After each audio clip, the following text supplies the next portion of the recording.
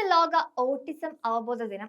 ഐക്യരാഷ്ട്ര പൊതുസഭയുടെ 2007 December 18 തീരുമാനപ്രകാരമാണ് April 2 ലോക autism അവബോധ ദിനമായി ആചരിക്കപ്പെടുന്നത്.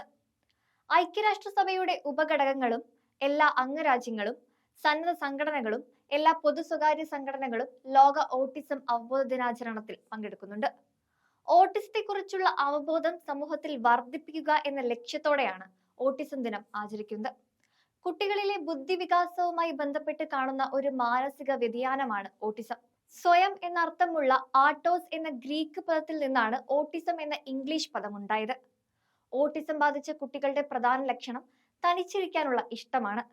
ഇത് കുട്ടികളുടെ ആശയവിനിമയ ശേഷിയെയും സഹവർത്തിത്വ ശേഷിയെയുമാണ് കാര്യമായി ബാധിക്കുന്നത്. എന്നാൽ സംഗീതമടക്കമുള്ള പല മേഖലകളിലും ഓട്ടിസ്റ്റിക് ആയ വ്യക്തികൾ ശോഭിക്കാറുണ്ട്. അസാമാന്യമായ ബുദ്ധിശക്തിയും ചില കുട്ടികളിൽ കാണാറുണ്ട്.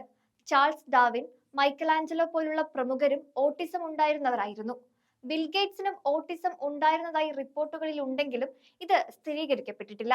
പ്രധാനമായും ഓട്ടിസത്തിന് പിന്നിൽ ജനിതക കാരണങ്ങളാണെങ്കിലും ഈ അസാധാരണ അവസ്ഥയുടെ യഥാർത്ഥ കാരണം ഇന്നും അജ്ഞാതമായി തുടരുന്നു. ജനിതകമായ ചില സവിശേഷതകൾ, മസ്തിഷ്കത്തിന്റെ ഘടനാപരമായ ചില തകരാറുകൾ, ഘനലോഹങ്ങളുടെയും ചിലതര കീടനാശിനികളുടെയും മനുഷ്യ ശരീരത്തിലെ സാന്നിധ്യം തുടങ്ങിയവ മസ്തിഷ്കത്തിൽ ഓട്ടിസത്തിന് കാരണമായ മാറ്റങ്ങൾ വരുത്തുന്നുവെന്ന് പഠന റിപ്പോർട്ടുകളുണ്ട്. മരുന്ന് നൽകിയുള്ള ഫലപ്രദമായ ചികിത്സ ഓട്ടിസത്തിന് നിലവിലില്ല. സാമൂഹീകരണം, ആശയവിനിമയം, പെരുമാറ്റ രീതി എന്നിവയാണ് ഓട്ടിസം അവതാളത്തിലാക്കുന്നത്. അതിനാൽ സൗഹൃദപരവും അനുയോജ്യവുമായ ജീവിതാന്തരീക്ഷം സൃഷ്ടിച്ച് നിരന്തരമായ പരിശീലനത്തിലൂടെ ഈ 3 മേഖലകളിൽ പരിശീലനം നൽകുകയാണ് ഓട്ടിസത്തിന്റെ പ്രധാന ചികിത്സ.